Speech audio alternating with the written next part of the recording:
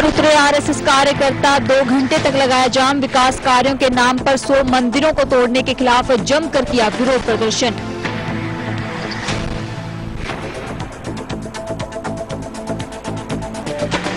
बाड़मेर में आबकारी विभाग ने बरामद की 13 लाख की अवैध शराब। गुजरात में सप्लाई की जा रही थी अवैध शराब। पुलिस ने एक व्यक्ति को किया गिरफ्तार।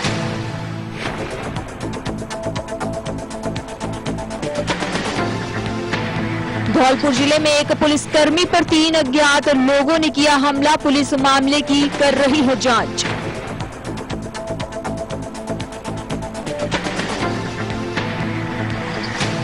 और 16 जुलाई से 2 दिन के लिए राजस्थान के दौरे पर राहुल गांधी। राजस्थान में पार्टी के विभिन्न कार्यक्रमों में होंगे शामिल। हनुमानगढ़ में करीब 10 किलोमीटर की करेंगे पदयात्रा।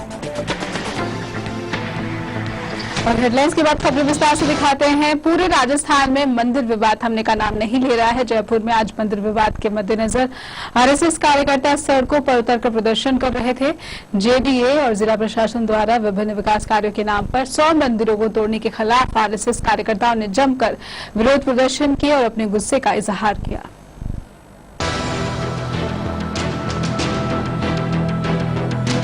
जयपुर में जेडीए और जिला प्रशासन की ओर से विभिन्न विकास कार्य के नाम पर 100 मंदिरों को तोड़ने के खिलाफ राष्ट्रीय स्वयंसेवक संघ के कार्यकर्ता सड़कों पर उतर पड़े। संघ के समर्थन से मंदिर बचाओ संघर्ष समिति ने शहर के सभी छोटे बड़े चौराहों पर जाम लगा दिया। रास्ते रोक दिए गए। मेट्रो को भी रोकने की तैयारी की थी, लेकिन ऐसा संभव नहीं हुआ। चक्का जाम का ऐतिहासिक असर पूरी राजधानी में देखने को मिला। तेज बारिश के बीच भी जाम बदस्तूर जारी रहा। भगवा पट्टा गले में डालकर सभी चौराहों पर बड़ी संख्या में कार्यकर्ताओं ने चारों ओर से रास्तों को रोका। बड़ी संख्या में वाहनों की कतारें इन चौराहों पर लग गई। जाम के कारण लोगों को खासी परेशानी का सामना करना पड़ा। सरकार इनकी है, प्रशासन इनका है। इनको मंदिर तोड़ने के लिए किसने बाध्य किया? किसने बाध्य नहीं किया। हम लोगों का जो प्रोजेक्ट था मेट्रो बनाने का, उस मेट्रो बनाने के प्रोजेक्ट में कहीं भी मंदिर तोड़ना शामिल नहीं था। कांग्रेस ने ऑपरेशन पिंक चलाया, कांग्रेस ने दूसरे भी ऐसे काम किए हैं। विरासत बचाने के लिए हमने अतिक्रमण भी हटाए हैं, लेकिन मंदिर तोड़ने का काम, मस्जिद तोड़ने का काम, गिरजाघर तोड़ने का काम, गुरुद्वारा तोड़ने का काम ये कांग्रेस ने कभी नहीं किया। इसलिए ये कहना कि अब वो जागे हैं, वो जागे नहीं, वो जागने का नाटक कर रहे हैं। ये एक रास्ता निकलता है। अगर कहीं मंदिर आ रहा, मस्जिद आ रहा है, लोगों की भावनाएं आड़ी आ रही हैं, तो उसका एक रास्ता निकलता है कि कैसे इस जो योजना है इसमें थोड़ा परिवर्तन करके कैसे करके लोगों की भावनाओं का ध्यान रखा जाए, मंदिर का, मस्जिद का, इनका ध्यान रखा जाए। कभी कांग्रेस ने ऐसा कोई प्रोजेक्ट आज तक नहीं बनाया है। मंदिर तोड़े जाने के विरोध में कार्यकर्ताओं ने छोटी चौपड़, बड़ी चौपड़, पिंजर पोल, गौशाला, चोमू सर्किल, अंबाबाड़ी, गुज्जर की थड़ी, टोंक रोड के हर चौराहे पर जाम लगा दिया। जगह जगह बैरिकेड्स लगाकर जाम लगाया गया। लोगों के निकलने का कोई रास्ता नहीं बचा। कलेक्ट्रेट सर्किल पर रामधुनी की गई। यहाँ वाहनों की आवाजाही में ज्यादा दिक्कतें नहीं आई। इधर सोडाला सर्किल पर करनी सेना के कार्यकर्ता बड़ी संख्या में इकट्ठा होकर जाम लगा दिया। दूसरी ओर रामबाग सर्किल और अंबेडकर सर्किल पर एबीवीपी के कार्यकर्ताओं ने जाम लगाया। हमारी सबसे पहले मांग है कि जो हमारे हिंदू आस्था के जो केंद्र है उनके ऊपर जिस तरीके से कुटाराघात किया जा रहा है उसको रोका जाए। दूसरा, हम ये चाहते हैं कि जहाँ जहाँ मंदिरों को तोड़ा गया है वहाँ पे उनके पुनः स्थापना करी जाए उन्हीं स्थानों पर। ये नहीं कि उसको दूसरे स्थान पे आपने शिफ्ट कर दिया और कह दिया वहाँ मंदिर बन गया है। हम ये नहीं चाहते। हिंदू आस्था का केंद्र है, जो हमारी रिहायशी समय से बने हुए आ रहे हैं, उनको तोड़ना गलत है। इस चीज की हम मांग लेकर के यहाँ बैठे। सरकार को हम बताना चाहते हैं कि इस तरीके से हिंदू स्वाभिमान को और हिंदू के ऊपर इस तरह से अत्याचार न किया जाए। वहीं कांग्रेस ने संघ के इस कार्यक्रम को दिखावा बताया। पूर्व सांसद महेश जोशी ने सरकार पर आरोप लगाते हुए कहा कि संघ अगर चाहता तो मंदिरों को तोड़ने से रोक सकता था, क्योंकि बीजेपी सरकार संघ के कहने पर चलती है और संघ अब आम जन के बीजेपी सरकार विरोधी माहौल को बदलकर अपने पक्ष में करना चाहता है। जनता की अपेक्षाएं हैं, धार्मिक स्थलों का सही उपयोग होना चाहिए, सही स्थानों पर से उपयोग होना चाहिए। साथ ही साथ एक बात और मैं विशेष तौर से कहना चाहता हूं वो ये है कि इन मंदिरों में से कई मंदिरों को ऐसे स्थानों से तोड़ा गया है जिसकी तोड़ने की बिल्कुल भी आवश्यकता नहीं थी, जो उसके मेट्रो के रूट पर भी आने के बाद भी जो समस्या के रूप में नहीं थे, उन मंदिरों को भी तोड़ दिया गया। और वह समाज की भावनाओं को, धार्मिक भावनाओं को, श्रद्धा को ठेस पहुंचाता है। यह हमारी भारतीय संस्कृति का अनुरूप नहीं है। बढ़ेगा, निश्चित रूप से बढ़ेगा। सारी जनता जुड़ी हुई है, सारी जनता सामूहिक रूप से सहयोग कर रही है और जनता की शुद्ध भावनाओं के साथ जुड़ा हुआ व्यक्तित्व है ये सारा। और इसलिए सारी जनता जब जुड़ी हुई रहेगी तो बड़ा आंदोलन तो हो ही सकता है, संभव है। अभी तो हम कोई डेट नहीं बता सकते, लेकिन संभावना है। अगर सरकार नहीं जागी, उन्होंने ध्यान नहीं दिया, तो फिर निश्चित रूप से 2 घंटे के चक्का जाम के आह्वान के बाद जैसे ही जाम खोला गया, सड़कों पर वाहन दौड़ पड़े, ट्रैफिक नियमित हो गया। चक्का जाम का ऐलान 75 चौराहों पर किया गया था, वहीं रास्ते रोके गए थे। गलियों में जहां जाम नहीं रखा गया था वहां ट्रैफिक आ जा रहा था। पूर्व आह्वान के तहत भी लोग घरों से नहीं निकले। ऐसे में जाम खुलते ही सड़कों पर ज्यादा भीड़ नहीं रही। मेट्रो निर्माण के दौरान तोड़े गए मंदिरों को लेकर संघ के द्वारा आयोजित बंद का कार्यक्रम पूरी तरह सफल रहा। 9 बजे से लेकर के 11 बजे तक यातायात पूरी तरह अवरुद्ध रहा, लेकिन 11 बजे के बाद आम जन के लिए यातायात सुचारू रूप से शुरू हो गया। वहीं संघ से जुड़े लोगों की माने तो उनका कहना है कि जब तक उनकी मांगे पूरी नहीं हो जाती तो इस तरह के कार्यक्रम आयोजित करते रहेंगे और विरोध के स्वर बढ़ते नजर आएंगे। कैमरा पर्सन अभिषेक के साथ। तो जयपुर में आरएसएस के चक्रव्यूह में राजस्थान की भाजपा सरकार फंसती नजर आ रही थी, क्योंकि निर्माण कार्य को लेकर मंदिरों के गिराने पर आरएसएस के कार्यकर्ता खफा है। अगली खबर की तरफ बढ़ते हैं। कांग्रेस के राष्ट्रीय उपाध्यक्ष राहुल गांधी 16 जुलाई से 2 दिन के राजस्थान के दौरे पर आने वाले हैं। वो 16 और 17 जुलाई को राजस्थान में पार्टी के विभिन्न कार्यक्रमों में शिरकत करेंगे। इसके साथ ही राहुल गांधी सीमावर्ती हनुमानगढ़ भी पदयात्रा करने जा रहे हैं। राजस्थान कांग्रेस अध्यक्ष सचिन पायलट ने 2 दिन पहले ही राहुल गांधी से मुलाकात कर इस कार्यक्रम के लिए अपील की थी और इसके बाद मंगलवार को इस दौरे को अंतिम रूप दे दिया गया है। फिलहाल कार्यक्रम की रूपरेखा तैयार की जा रही है। राहुल गांधी अपने दौरे के पहले दिन NSUI के कार्यक्रम में शरीक होंगे। दूसरे दिन यानी 17 जुलाई को उनका कार्यक्रम हनुमानगढ़ का तय किया जा रहा है। इस दौरान वो करीब 10 किलोमीटर की पदयात्रा करेंगे और इस तरह से राहुल गांधी का 16 और 17 जुलाई को राजस्थान का दौरा तय कर दिया गया है।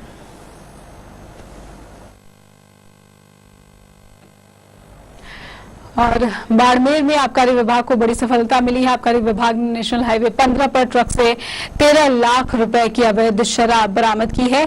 आबकारी विभाग ने पिछले 7 दिनों में दूसरी बार ये बड़ी सफलता हासिल की है। इतनी बड़ी तादाद में अवैध शराब पुलिस को बरामद हुई है। खबर है कि देर रात ट्रक से गुजरात में अवैध शराब की सप्लाई की जा रही थी, लेकिन आबकारी विभाग की टीम ने मौके पर पहुंचकर ट्रक को रुकवाकर जब जांच की तो ट्रक से हजारों पेटी अवैध शराब बरामद कर ली गई। पुलिस ने मामले में एक व्यक्ति को गिरफ्तार किया है, जांच चल रही है।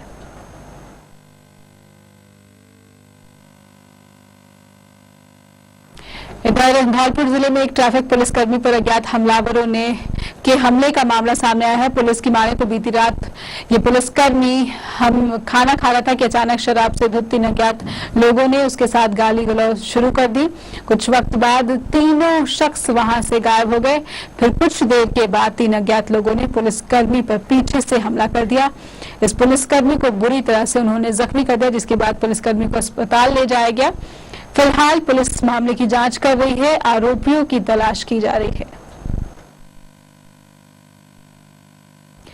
धौलपुर जिले के सामान्य चिकित्सालय से बीती रात एक कैदी के फरार होने की खबर मिली है। कैदी को इलाज के लिए जिले के सामान्य अस्पताल में दाखिल कराया गया था। इसके बाद कैदी ने पुलिसकर्मी से धक्का मुक्की की और उसके बाद कैदी वहां से फरार हो गया। रिपोर्ट्स के मुताबिक कैदी को 28 जून को चोरी के मामले में पुलिस ने गिरफ्तार किया था। पुलिस अधिकारियों की माने तो बीती रात कैदी नीरज की सेहत खराब हो गई थी और इसके चलते उसे सामान्य अस्पताल लाया गया था। वहां पर कैदी ने मौका देखकर वहां से वो फरार हो गया। हालांकि पुलिस ने पूरे जिले में नाकेबंदी कर दी है, उसकी तलाश की जा रही है।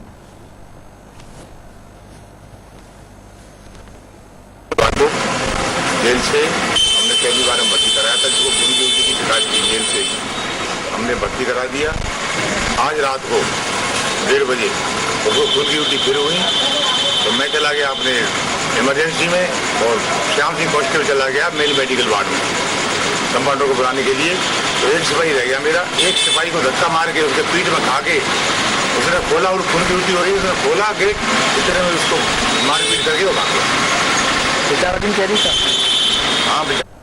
इधर राजस्थान की राजधानी में शातिर साइबर ठगी के मामले चरम पर बताए जा रहे हैं। ये साइबर ठग खाताधारकों से फोन पर एटीएम बंद होने का झांसा देकर पूरी जानकारी हासिल कर लेते हैं और फिर खाताधारक के खाते से हजारों रुपयों की नगद राशि निकाल लेते हैं। अब तक राजधानी में इस तरह के 4 मामले सामने आ चुके हैं, जिनमें 23 मार्च को 8,000, 14 मई को 13,400 रुपए, 28 जून को 13,400 रुपए, 30 जून को 7,000 रुपए।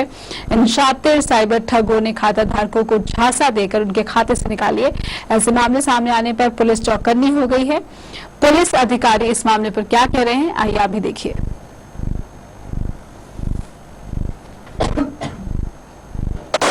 ये कल 7/7/15 को 2 इस्तीफा हुए हैं। एक परिवादी बहादुर सिंह शेखावत का और दूसरा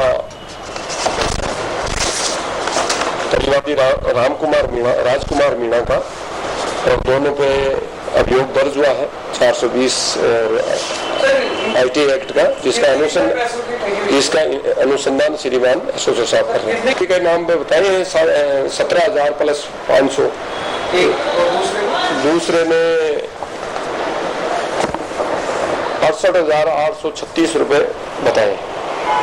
तो दोनों का अनुसंधान अभी मुकदमा दर्ज। जयपुर की ट्रैफिक पुलिस ने ट्रैफिक नियमों की पालन न करने वालों को जागरूक करने के लिए एक अनोखी पहल की है। ट्रैफिक पुलिस ने एक तरीका अपनाया है। पुलिस ट्रैफिक नियमों की अवहेलना करने वालों, खासकर छात्रों के परिजनों को पत्र लिखकर उन्हें इस बारे में बताएगी। जब जब ट्रैफिक नियमों की अवहेलना होगी, तब तक ट्रैफिक पुलिस छात्रों को और कम उम्र के लोगों के परिजनों को पत्र लिखेगी। इस अभियान के तहत ट्रैफिक पुलिस ने पहले दिन 832 चालान भी काटे। शहर में बढ़ रहे सड़क हादसों के मद्देनजर ट्रैफिक पुलिस ने यह अभियान शुरू किया है।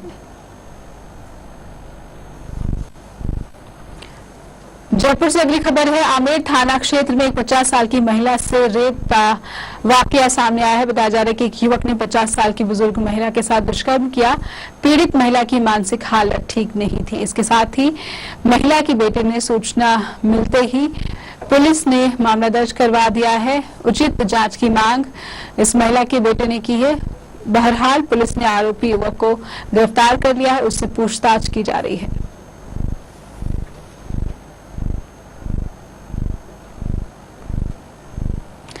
इसके साथ राजस्थान के बुलेटिन में बस इतना ही। आप देखते रहिए लिविंग इंडिया न्यूज। नमस्कार।